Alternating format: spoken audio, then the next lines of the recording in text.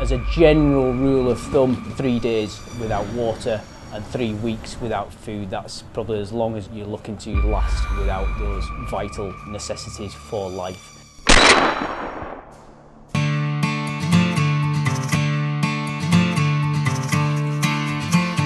When we speak about survival, it's highly dependent on the environment that you're in.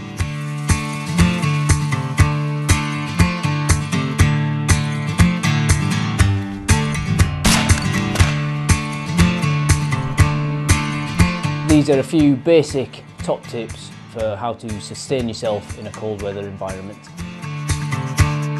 Out here in Estonia, in the winter, the priority is going to be heat and shelter initially, followed by water and then food.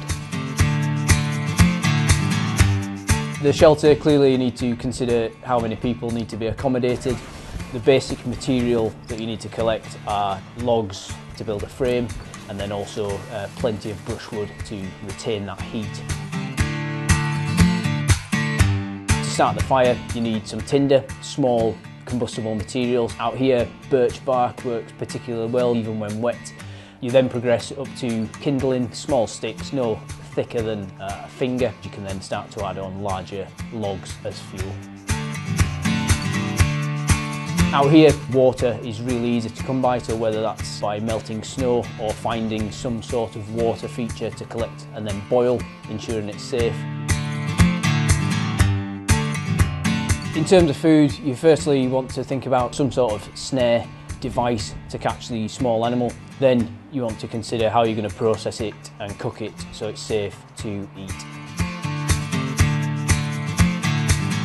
Prior to finding yourself in a survival situation, you want to try and arm yourself with as much knowledge as possible, reading books, researching what flora is actually edible out here in the wild. Few items to consider when operating in this environment are your flint and steel to start a fire. That will 100% work all the time when wet.